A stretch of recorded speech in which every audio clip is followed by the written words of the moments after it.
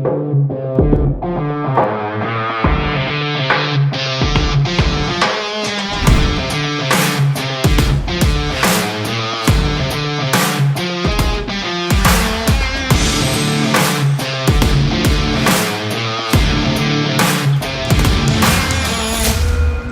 é o Vale.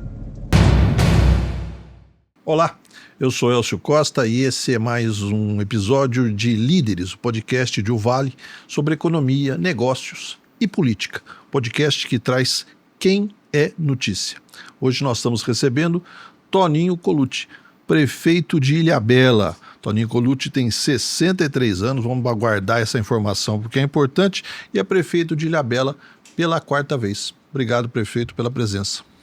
É o senhor que agradeço essa oportunidade de estar aqui no jornal O Vale, né? Jornal de tanta tradição aqui na região. Eu sou da época que era O Vale Paraibano, veja só, né? Então, uma história longa e para mim é um prazer estar aqui com você, prestar um pouquinho contas da história da gente, do que a gente aí pretende fazer e está fazendo. Vou fazer um breve currículo seu, um breve mesmo, porque o currículo é muito grande, mas para a gente aproveitar e já esquadrinhar para onde nós vamos nessa bate-papo. Formado em odontologia pela Unesp de São José dos Campos, pós-graduado em saúde pública pela USP e administração hospitalar pela Unicamp.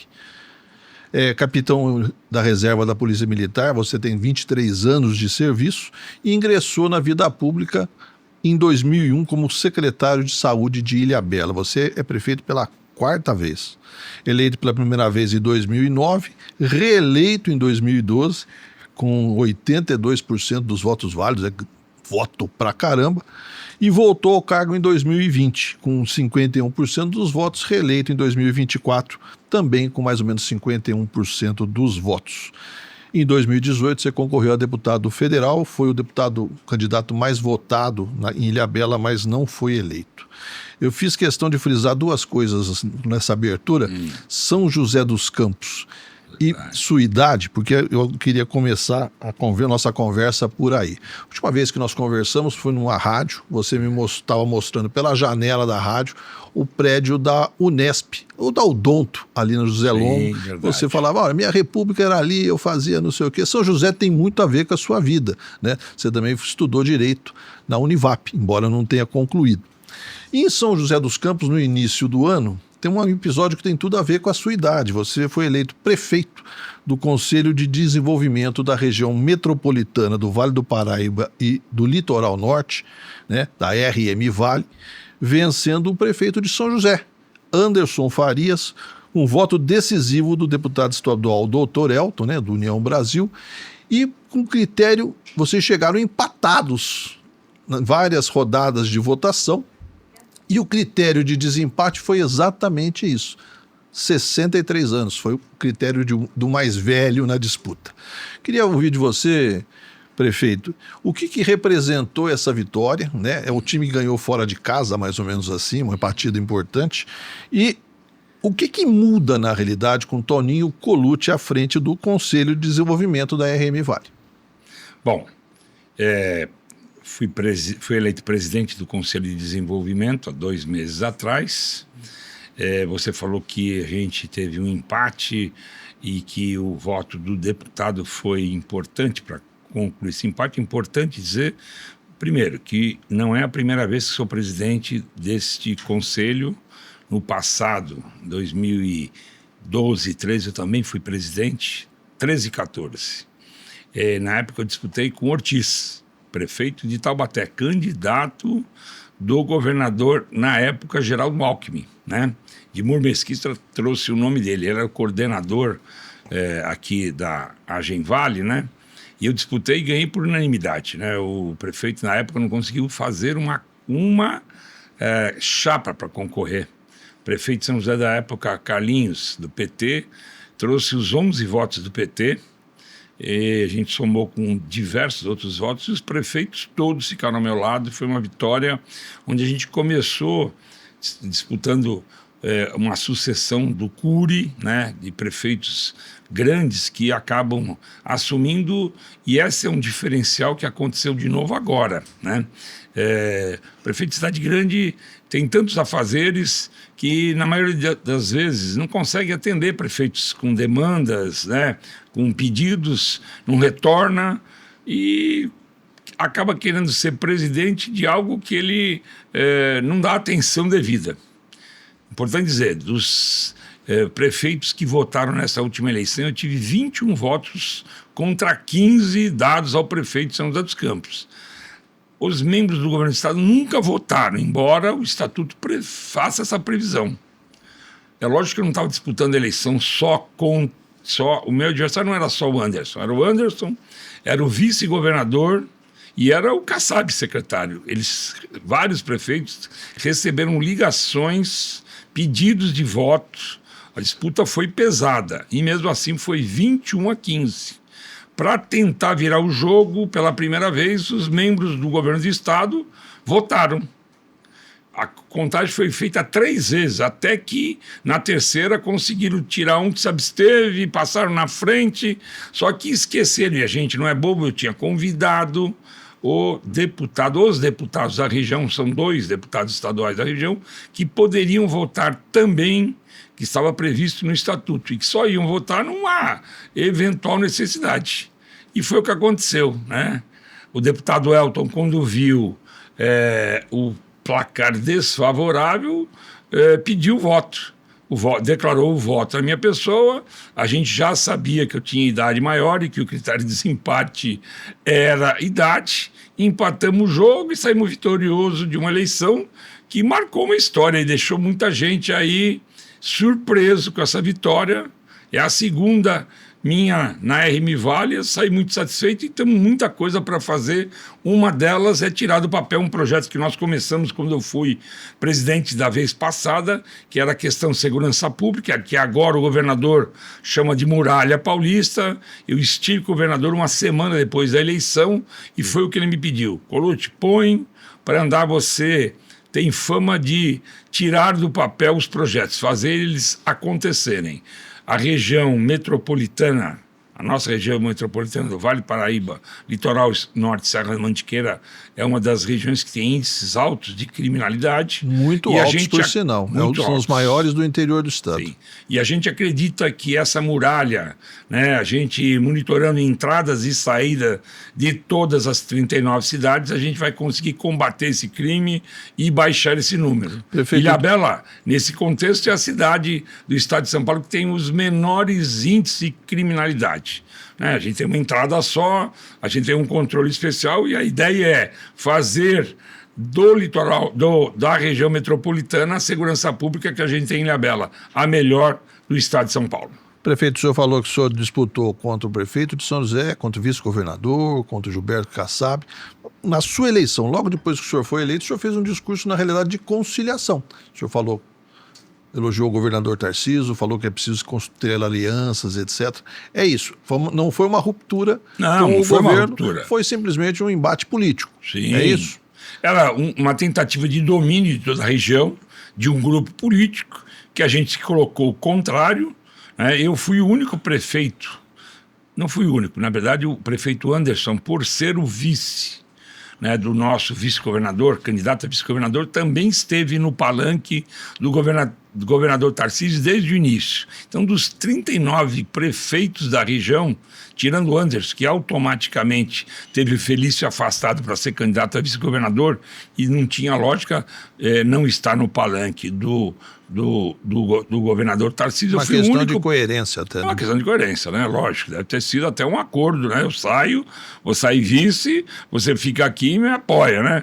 Agora eu não, eu fui o único prefeito da região, dos outros 38 prefeitos, que desde o início subiram no palanque do governador Tarcísio, rodei aí a região, mostrando o meu apoio a essa candidatura, porque a gente não aguentava mais o domínio do PSDB de anos aqui na região. Eu fiz parte do PSDB, hein? Eu fiz parte do PSDB, mas o PSDB de verdade, do PSDB de Mário Covas, de André Franco Montoro, né? De Aloysio Nunes, né? De uma PSDB outra época. raiz, vamos dizer assim. Lógico, né? Naquela época eu fazia parte do PCB, depois fui para o PPS. Você vê que a gente tem uma história aí, né? Então, eu não aguentava mais ver, principalmente o ex-governador Dória, com o estilo de governo dele. Aliás, eu estive no Palácio semana passada e fui surpreendido, porque eu tinha feito um pedido no início, não sei se fui o único que fiz, mas eu não me conformava de chegar no Palácio e ver todo ele pintado de cinza, com as portas antigas de madeira todas pintadas de preto. Parecia uma boate aquilo lá, né? E de repente fui surpreendido com o governador já fazendo o retrocesso, já recuperando as mobílias. Está mudando, ele tá fazendo o palácio voltar a uma espécie de origem. Foi uma falta de respeito, mais uma das faltas de respeito que o ex-governador Dória teve com a história de São Paulo. O senhor está falando do governador Tarcísio, o que o senhor acha da gestão dele até agora? O que difere ele do governador João Dória, que o senhor acabou também de citá-lo de uma forma crítica? Sim, o governador João Dória não nos ouvia, né? Ele tinha algumas convicções e ele tocava em frentes, né? Ele não tinha essa questão de colocar o interesse público acima de tudo, né? O governador Tarcísio, ele está assessorado por uma equipe boa, muitos que vieram de fora, é verdade. Eu, por exemplo, tenho uma... eu fico admirado com a competência da secretária Natália, nossa secretária de Infraestrutura e Meio Ambiente, né? E muito surpreso com o que ela consegue implementar em pouco tempo. Então, ela é uma pessoa de fibra. No caso, as balsas, por exemplo, que nos atinge a evolução e agora a possibilidade da concessão. Que sempre foi um problema crônico para ele. Sempre foi, né? A questão da Sabesp, né? Nós estamos com problemas agora de início das operações da Sabesp, da manutenção dos equipamentos, mas a modelagem que eles fizeram com a Sabesp e o investimento que a nova Sabesp, que é uma empresa, se comprometeu e está fazendo na maioria das cidades, é algo que a gente não acreditava que pudesse acontecer, porque, como eu disse para você, estou na política há um bocado de tempo, vi muitos prometerem tanto em relação ao saneamento, mas os avanços foram muito demorados, né, e poucos.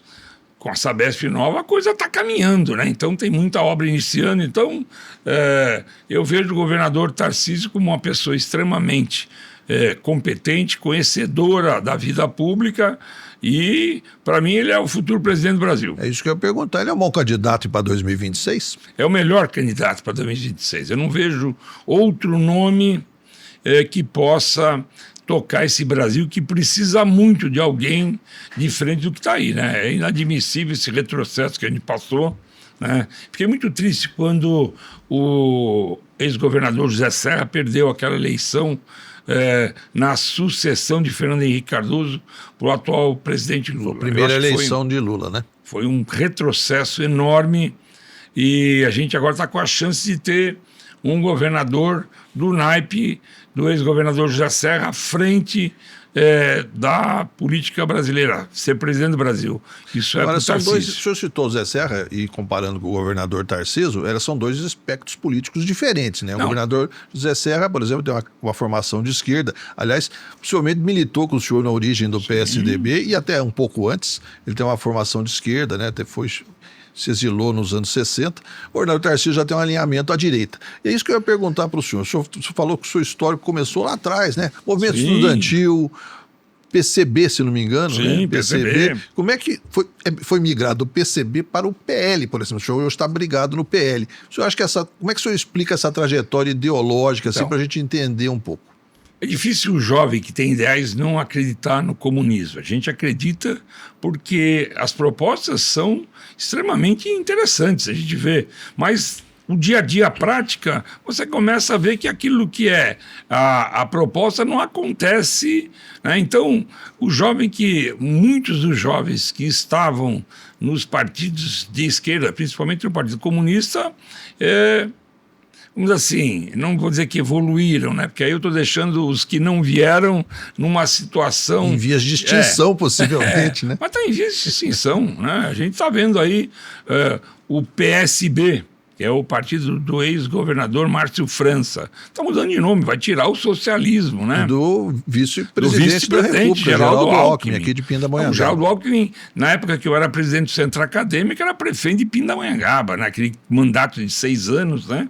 Que ele pegou extensivo, né? Foi ele que montou o PSDB, foi ele que veio pegar na mão, nossa mão, e levar para o PSDB genuíno, que levou também a Luísio Nunes, levou Goldman, levou a turma toda. Então, eu acho que ser liberal é uma evolução que a gente aprende no dia a dia. A gente vai vendo que aqueles conceitos do comunismo, na hora da prática, eles não conseguem satisfazer as necessidades de uma sociedade. E foi o que me fez mudar de partido. Eu saí do PPS, tive uma passagem rápida no PV, Sim. por uma questão daquele momento da eleição.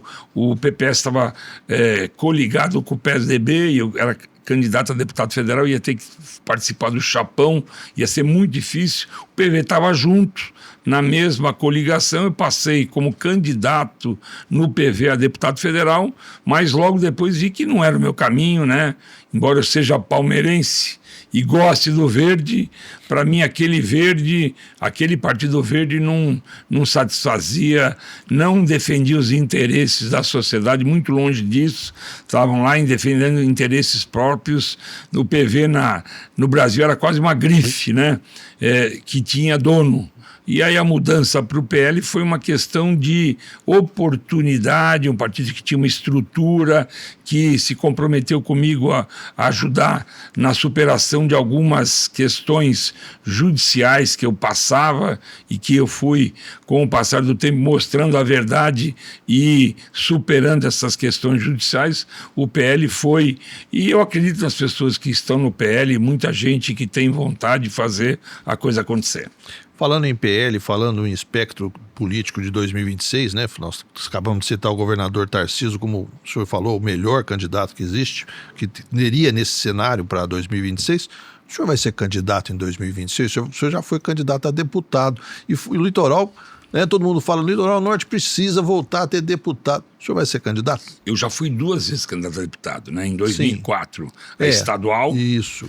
Eu não tinha tido nenhum outro mandato anterior. Depois de 2 anos que eu virei prefeito, eu fui a deputado estadual pelo PPS, quando eu tive um racha no PSDB de Ilhabela. Eu fui candidato a prefeito, eu tive uma votação muito pequena, fiz 6% dos votos, né? Saí muito machucado daquela eleição, muita traição, né? E foi aí que eu comecei a enxergar o verdadeiro PSDB, o PSDB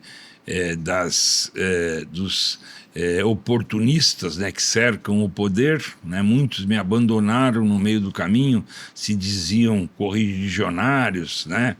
Faziam o discurso da importância das mudanças, e na hora H aderiram ao prefeito da época, que inclusive foi meu adversário diversas vezes. Foi porque eu me separei, mas era meu concunhado, né? Então a gente foi candidato juntos, ele pelo PTB e eu pelo PSDB. É uma briga quase de família ali. Não é de família, porque quando eu fui para Ilhabela, final dos anos 80, comecinho de 90, eu casei com uma caiçara. Quando cheguei lá, nem o conhecia praticamente, mas eu tinha uma origem vinda do Partido Comunista, né? Eu fazia política dentro do MDB, porque na época o partido não existia, né? Estava na clandestinidade, né?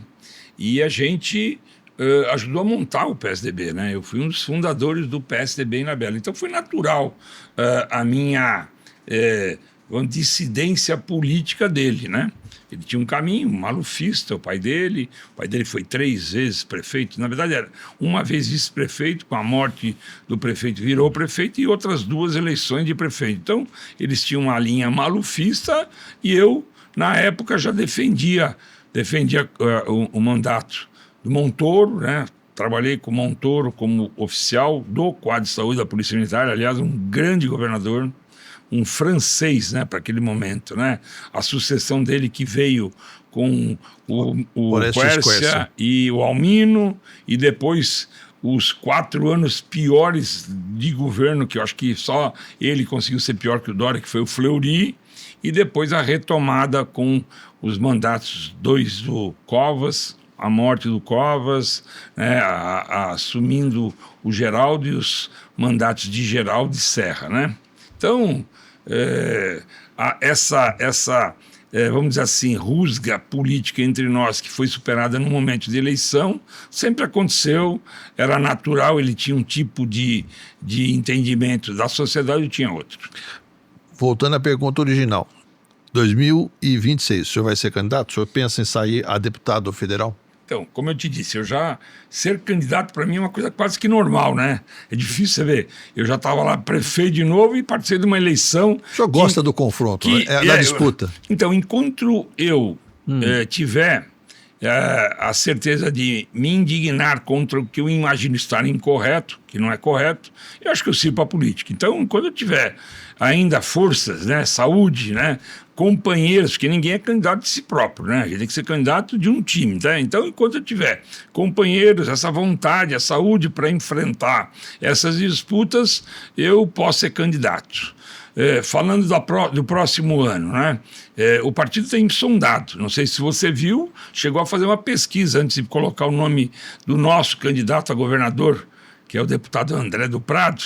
Colocaram o meu nome lá com um balão de ensaio do PL para não pôr, talvez, o do André, e aparecer lá com 2,3, até fiquei surpreendido. Já está na pesquisa, é bom. Quer dizer, poxa vida, imagina, candidato a governador, mas era Toninho, prefeito de Ilhabela. Na verdade, a candidatura era da cidade de Ilhabela, mais do que do Toninho Colucci, né?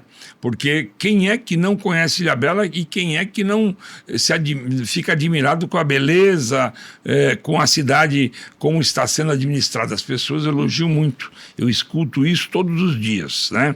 Das pessoas que vão para Ilhabela e voltam me ligando e falando, prefeito, a cidade está maravilhosa. Então, talvez a candidatura esse nome tenha sido posto em função disso.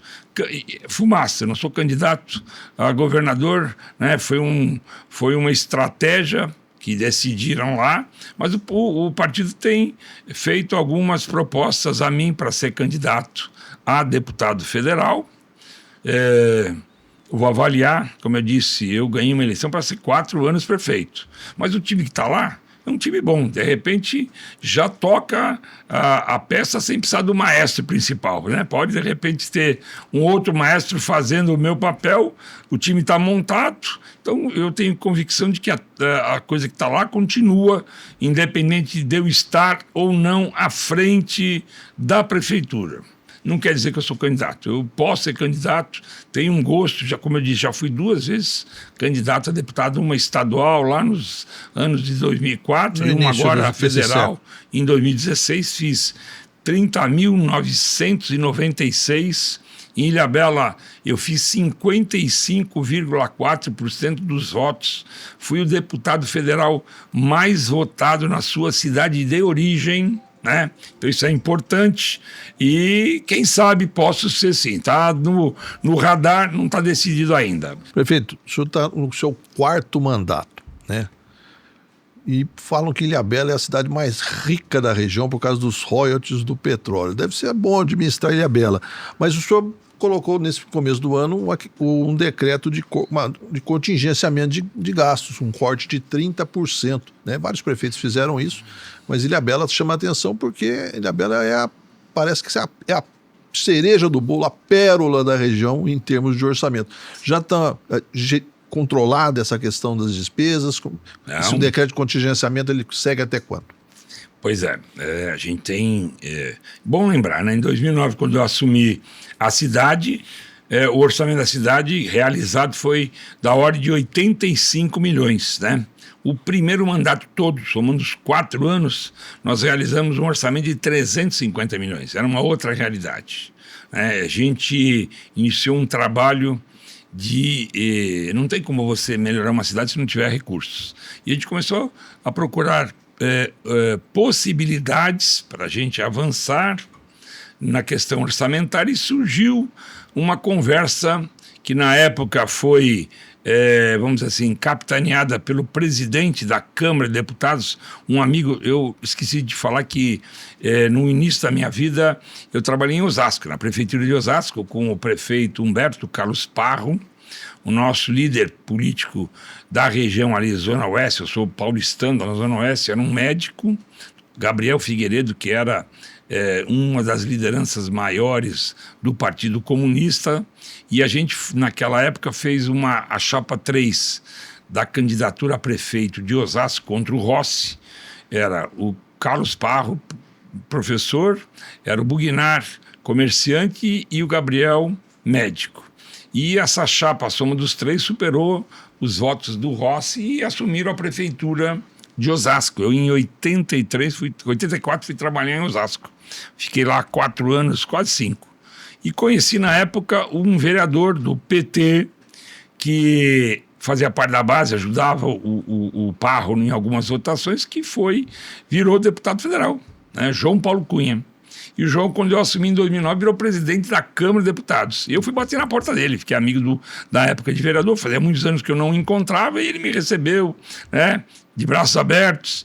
Embora o PPS não fosse um partido muito próximo ao PT, porque na reeleição do Lula rachou com o Lula, ele me ajudava demais. E aí surgiu a possibilidade de a gente conversar com o presidente Gabriel da Petrobras, e aí surgiu a possibilidade da primeira perfuração no pré-sal dentro do estado de São Paulo, na Bacia de Santos. Em frente à Ilhabela, a gente bateu o martelo, tinha outras opções, lá fizeram a perfuração e deu certo. E a partir de 2012, 13, começou a jorrar petróleo lá do Poço Sapinhoá, o que mudou a história de Ilhabela, né? Com os royalties do petróleo. Do litoral norte e principalmente de Ilhabela. Só que esses royalties começaram a diminuir agora, né? E este ano, só para você ter noção, eu contingenciei 30%. O primeiro quadrimestre, os primeiros 4 meses do ano, nós tivemos uma queda de recursos da previsão, da ordem de 37%. Então foi maior do que a gente previa.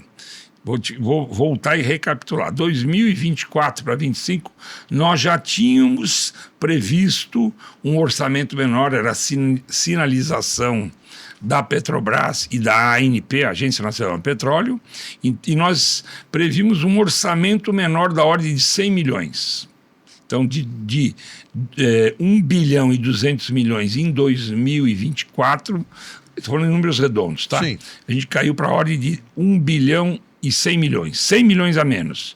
E mesmo assim, realizamos 37% a menos no primeiro quadrimestre do que a previsão, ou seja, perdemos quase 60 milhões. Então, o que eu estou dizendo para você é o seguinte: daqueles 1 bilhão e 200 milhões de 2024, a gente tem o risco de não realizar nem 900 milhões esse ano. Então, são 300 milhões a menos. Então, tem que contingenciar. É uma nova realidade, pode ser passageira? Pode, porque o royalties depende da produção dos barris de petróleo, da cotação do barril e da cotação do dólar. É uma variante com 3, né? Com 3 influências, né?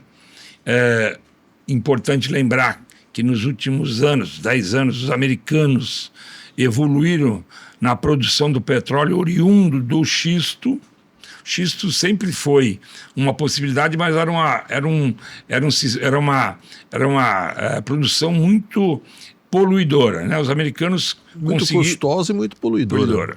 Aliás, xisto tem aqui na nossa região, Tremembé, por exemplo, tem uma bacia de xisto muito importante. E do xisto faz petróleo, só que é um custo muito grande e também uma tecnologia muito poluidora. Mas os americanos, para ser autossuficientes, embarcaram nesse projeto. E hoje, os americanos, que eram compradores de petróleo, passaram a ter autossuficiência. Com isso, o petróleo sobrou no mundo. Os árabes diminuíram a produção para não ter excesso de oferta e queda acentuada no valor do barril. Mas chega um momento que a coisa não tem como caminhar. Então, hoje, o barril de petróleo que está por volta de $60 está perto do custo do barril da produção de petróleo do pré-sal, porque o petróleo do pré-sal ele é muito custoso, né? Quer dizer, é um sistema... É muito dificultoso você chegar lá no fundo do mar, 7.000 metros etc. para baixo do nível onde está a primeira, vamos dizer assim, boca de perfuração. Então, é um petróleo caro. Então, muitas vezes, você deixa de produzir tanto no pré-sal e compra do mercado internacional. Então, tudo isso influencia o orçamento, e com a queda de orçamento tem que fazer o contingenciamento que eu fiz de 30% e pode não ser o suficiente. Agora, é importante uma coisa. O senhor prevê ou estuda recuar, aumentar, aliás, aumentar esses 30%, de repente chegar mais? O que isso impacta para a pessoa que está dentro, o município de Ilhabela ou quem frequenta a ilha? Nós temos muitas ações que a gente faz com o dinheiro dos royalties, por exemplo. O subsídio à passagem de ônibus. Hoje, o cidadão comum lá paga R$ 2,10, quando o custo da passagem é 11. Né? A gente subsidia o ensino superior, a gente paga bolsas de estudos para alunos que estudam, que são de Ilhabela, nas faculdades públicas. Tem gente que faz medicina aqui na Humanitas, ou na Anhembi Morumbi, ou em Taubaté, custeados com uma bolsa pela prefeitura, 70% do custo da mensalidade, a prefeitura paga. A gente paga transporte para os alunos que vão para Caraguatatuba, que vem para São José na Univap, então paga. Então, tem muita coisa que a gente faz com o dinheiro dos royalties. Né? A saúde, por exemplo, a gente tem um hospital que a gente está triplicando, que é o Mário Covas, né? Que está sendo feito todo com o recurso dos royalties e mantido. Nós temos lá uma escola técnica, a gente tem a IETEC, Ilhabela Escola Técnica. Foi uma escola construída com recursos municipais e mantida com recursos municipais. Eu não passei para o governo do estado. A gente leva o SENAC e o SENAI para dar cursos lá, contrata o SENAI, paga cursos que, se fossem ser pagos, custariam R$15 mil para um aluno concluir esse curso, né? O custo de 15, 20 mil. A prefeitura paga para acontecer em Ilhabela. Então, a gente tem formação de hotelaria, gastronomia, né? Pagos com recursos. Esses são exemplos que eu estou te dando. Então, mas, ao mesmo tempo, aconteceu algo que eu diria para você que foi uma das poucas coisas que o governo que me antecedeu acertou. Criou um fundo garantidor, né? Então a gente passou a fazer uma poupança. Ele, quando lançou essa poupança, recolhia 5% dos royalties que a cidade recebia. Eu, nos meus primeiros 4 anos desse terceiro mandato, depois que foi criado esse fundo e que a gente começou a receber royalties em uma quantidade generosa, eu economizei 25% do que a gente recebia, ou seja, 1/4 do recurso que nós recebíamos, nós colocávamos numa poupança. Ilhabela é a única cidade do estado de São Paulo que fez isso. Diversas outras cidades recebem royalties. No litoral, Bertioga, Caraguá, São Sebastião, Paulínia recebe royalties, São José dos Campos recebe royalties. Então, muita gente recebe royalties. Ninguém nunca economizou, nunca fez um fundo garantidor. Nós fizemos, eu recebi do governo anterior essa proposta e fui ousado em colocar nesse fundo garantidor 25% do que nós... Uma bela poupança, então. Nós temos cerca de R$1 bilhão guardados. Quase um orçamento. Quase um orçamento. E é nesse fundo que a gente está avaliando a necessidade ou não de ir lá buscar. Eu fiz uma lei no começo deste ano, porque eu fiz lei de 25%, então agora a gente põe muito pouco, porque se não tem dinheiro para pagar as contas, como é que você vai poupar? Você tem que pagar as contas. Então, este ano a gente não está mais poupando, não está botando mais dinheiro naquela conta. E existe a possibilidade de a gente ir lá para salvar algumas ações que a sociedade entenda serem importantes, retirar uma parte desses recursos do fundo garantidor. Tem uma outra negociação, gente. Lógico, estamos fazendo economias, diversas economias. Por exemplo, eu fiz um decreto, só para você ter noção, já estou colocando diversos veículos em leilão, diminuir a frota. Outra coisa, quando nós usamos, a gente vai muito para São Paulo, a gente não usa mais a Carvalho Pinto, nós vamos só agora pela Dutra, porque não sei se você sabe, carro público não paga pedágio na Dutra. Veículo Eu acabei de chegar de São Paulo, vim pela Dutra, né? Porque não pago pedágio. Quando estou atrasado para algum evento, assim, uma exceção, eu pego a Carvalho Pinto, senão a regra é usar a rodovia Presidente Dutra. É uma outra coisa. Estou fazendo leilão de imóveis que a gente tinha dentro, que são propriedade da prefeitura, que a gente não vê utilidade. Algumas áreas que foram compradas no governo passado sem nenhum tipo de interesse público, a gente está leiloando, né?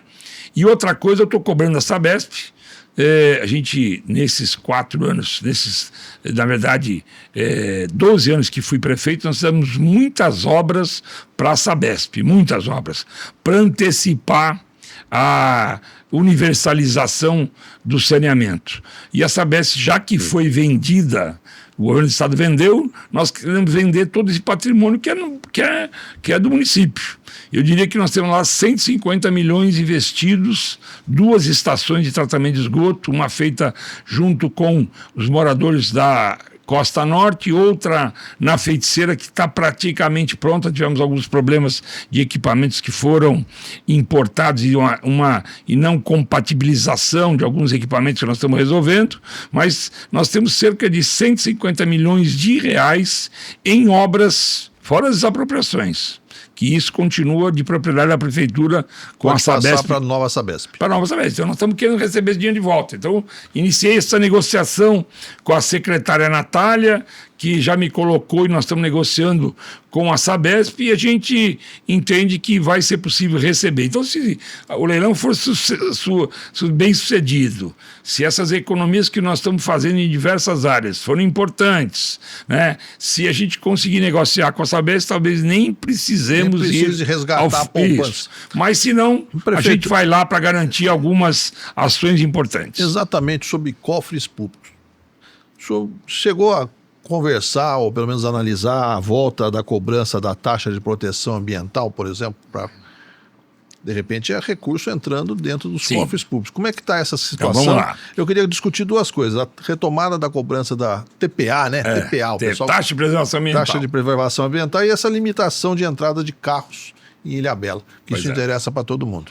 Bom, vamos lá. TPA é algo que é importante, né? Eu lembrar você que nós iniciamos a cobrança da TPA. Quando eu assumi a prefeitura, a TPA estava sendo cobrada há 1 ano.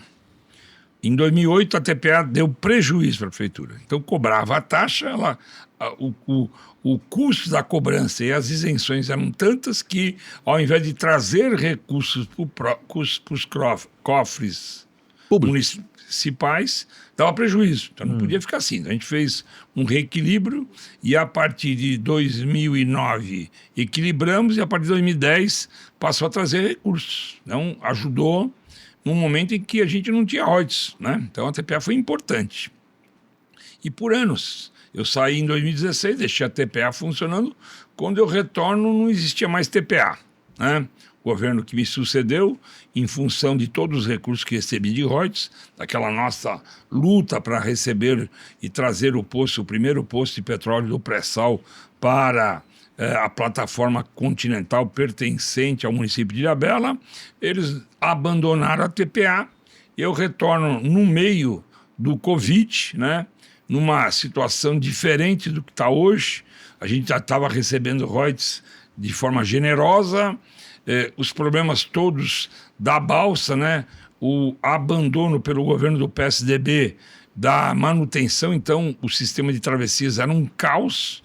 Nós tínhamos problemas todo dia de queixas em relação à balsa, e a TPA era cobrada na sistemática que eu implantei lá em 2009, no retorno, antes de você ingressar na balsa, né? Muitos pagavam a TPA achando que estavam pagando... Sem saber. Estavam pagando a volta da balsa. Então, você imagina que não tinha como você voltar a cobrar. A história era, o turista achava que ele não cobrava para entrar, mas cobrava para sair. É isso. Pagava para entrar, para descer e para sair a TPA. Exatamente. Parecia que era a balsa. E era só cobrado de veículos. Não é cobrança de pessoas, é de veículos, né?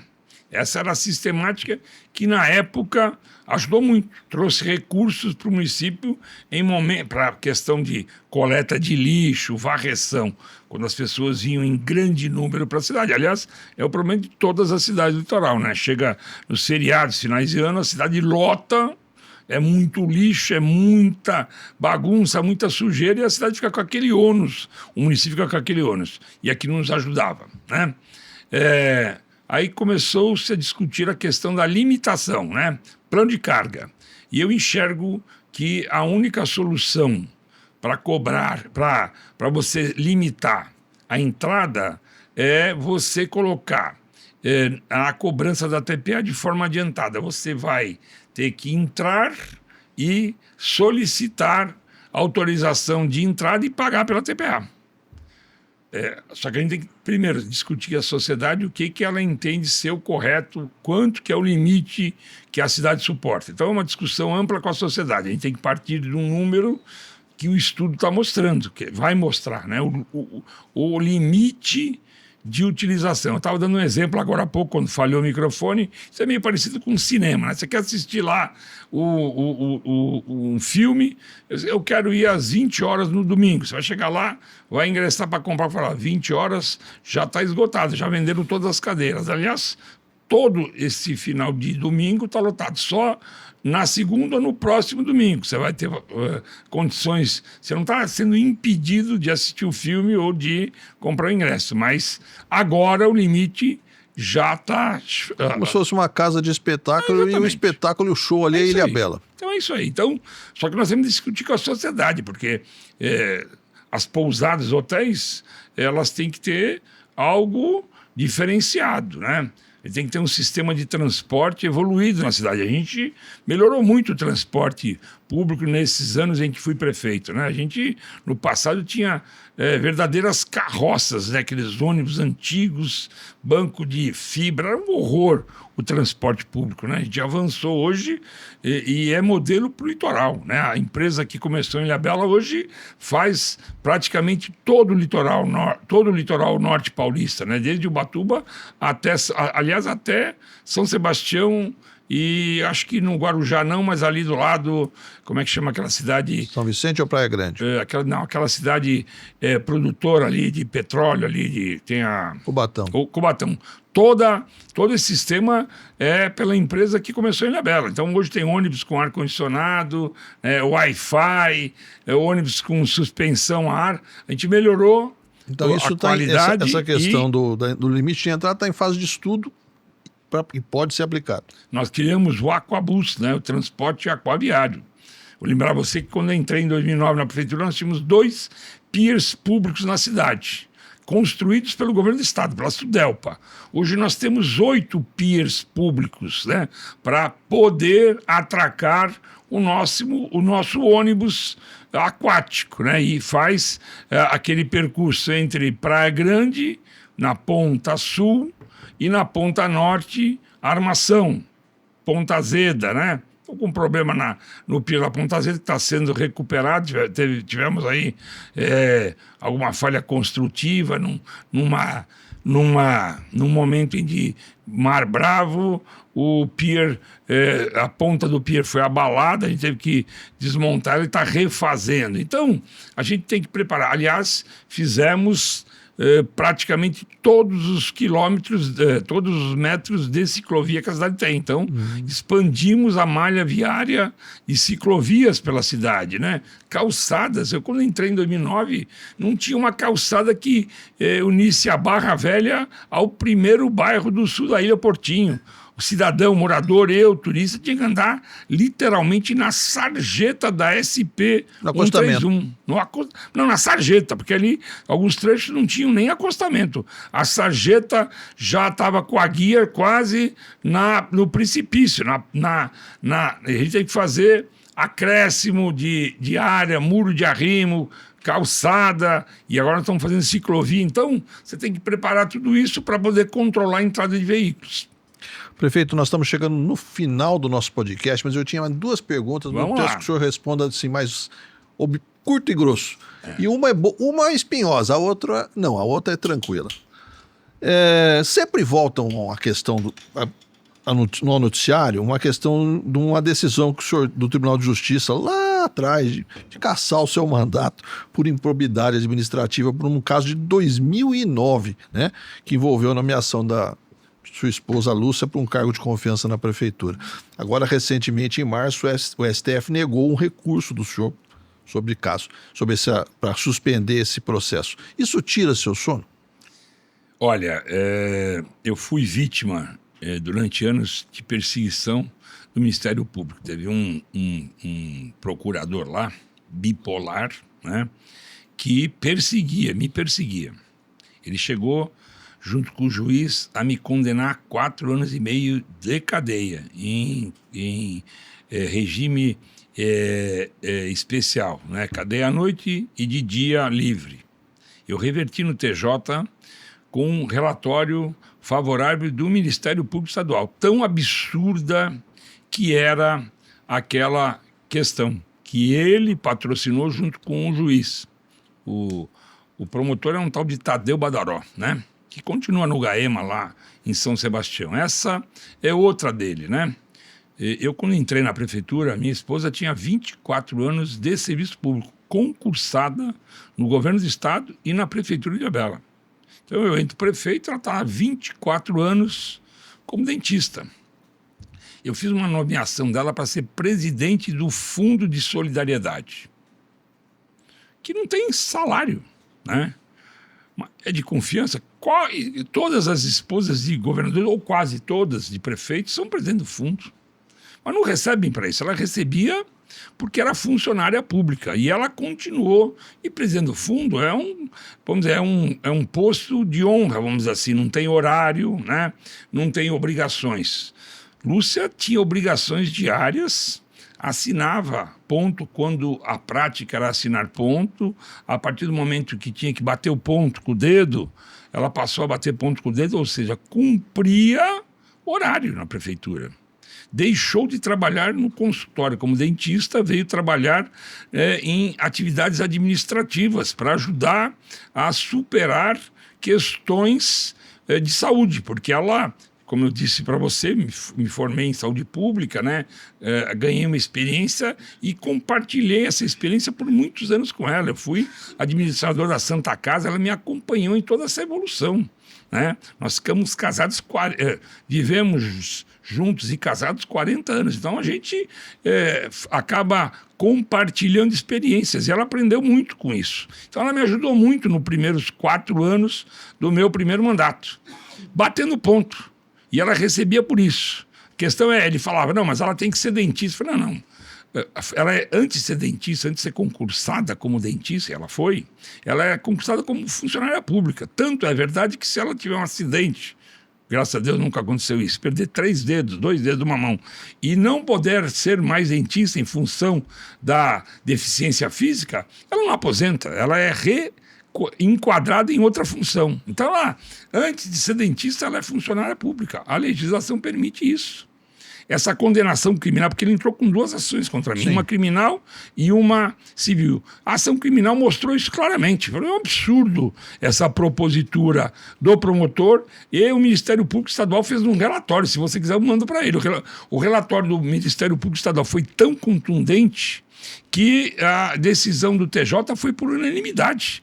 E se quiser, puderam recorrer, porque o único que podia recorrer era o Ministério Público Estadual. Então, aquela tentativa de cadeia a mim e a ela também, porque eu ia ficar 4 anos e meio preso e ela 3 anos e meio, preso à noite, né?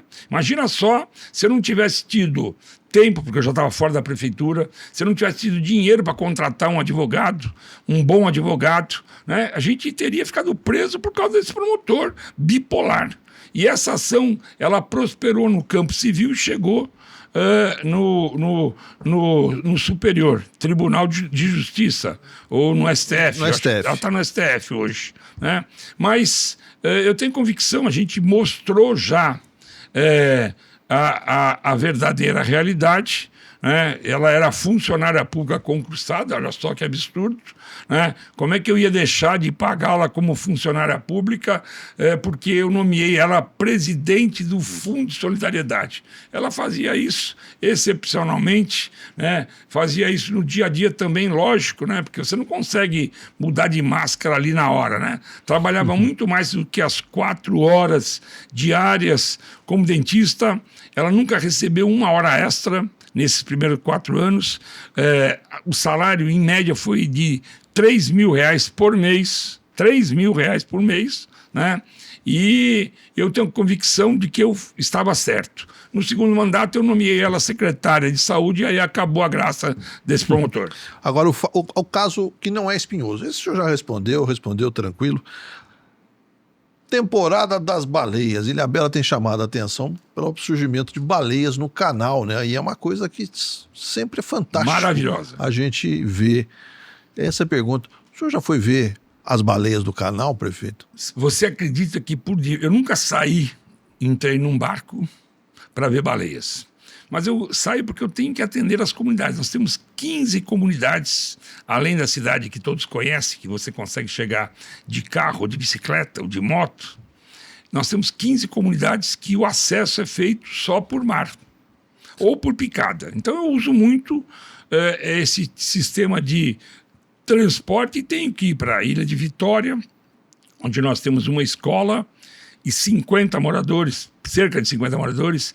Ilha de Búzios, nós temos 2 comunidades, 2 escolas e cerca de 120 moradores e outras, serraria, enfim, diversas comunidades que você vai pelo mar. E por diversas vezes, saindo para fazer visitas, acompanhar algumas obras, eu encontrei baleia. Então, eu já encontrei baleias diversas vezes. Vale a pena? Olha, é emocionante, você não esquece mais. Imagina um mamífero lá, um animal de 15 toneladas, e você num barquinho, muitas vezes a gente vai de bote, né, de borracha, um bote bom, né, com normalmente 2 motores para garantia da gente ir e voltar com tranquilidade, mas um bote de borracha que está praticamente na linha d'água, né, meio metro para cima da linha d'água. Daqui a pouco você vê um animal de 15 toneladas fazendo peripécias na tua frente, porque elas são extremamente dóceis, né? Ficam fazendo estripulias, peripécias, pulando. Então, é algo emocionante, a gente fica arrepiado. Estou falando aqui, você não vê porque eu estou de casaco, mas a gente fica arrepiado e nunca mais esquece. É algo que marca a vida da gente. Eu tive a felicidade de ver, já como eu te disse, diversas vezes, e cada ano que passa, a gente tem mais baleias no mar, porque a caça da baleia foi proibida, então o animal está voltando, né, a dominar o mar, e a gente vê essas baleias nesse período que vai de maio ao final de agosto, até setembro, é algo emocionante. Quem tiver a oportunidade, venha a Ilhabela. Nós temos pessoas que têm visto Ilhabela usando o nosso sistema de transporte aquaviário, o Aquabus. Quer dizer, como uma passagem para ir para a praia e, de repente, no caminho, você depara com uma baleia ali fazendo estripulias. É um plus fantástico, é um né? plus. Então, quem tiver essa oportunidade, venha a Ilhabela. Nessa época, a gente tem os hotéis mais em conta, né? Nós temos alguns eventos de gastronomia prontos. Nós estamos no mês da sardinha, né? Festival da Sardinha. Festival da Sardinha, que vai terminar lá no feriado de Corpus Christi, mas até lá, todos os finais de semana no Mercado do Peixe. 15 dias depois vem a tainha, depois vem a Semana de Vela em julho, agosto vem o camarão. Então tem muita coisa acontecendo em Ilhabela e o plus é conhecer tudo isso, aproveitar essa baixa temporada de preços mais módicos e ainda, de repente, deparar com uma baleia fazendo estripulias ali que você avista ou em terra, ou de terra, ou você vai no Aquabus ou aluga um barco, participa com as companhias que são especializadas e vai para o mar ver baleia. Prefeito, obrigado. Nós estouramos o nosso tempo, a conversa foi muito boa, fomos de política a baleias, né? Passando inclusive, pelo Festival da Sardinha, que é uma atração fantástica também de Ilhabela. 13º Festival da Sardinha. Obrigado. Começamos lá em 2010. Obrigado pela sua presença, foi um prazer conversar com o senhor. Prazer foi meu. Esse foi mais um episódio de Líderes, o podcast de Uvales, sobre economia, negócios e política. Acompanhem a gente nas redes sociais e assista. Nós estamos disponíveis no YouTube, no Spotify e também no site do jornal, www.ovale.com.br. Eu sou Elcio Costa, espero você na próxima vez.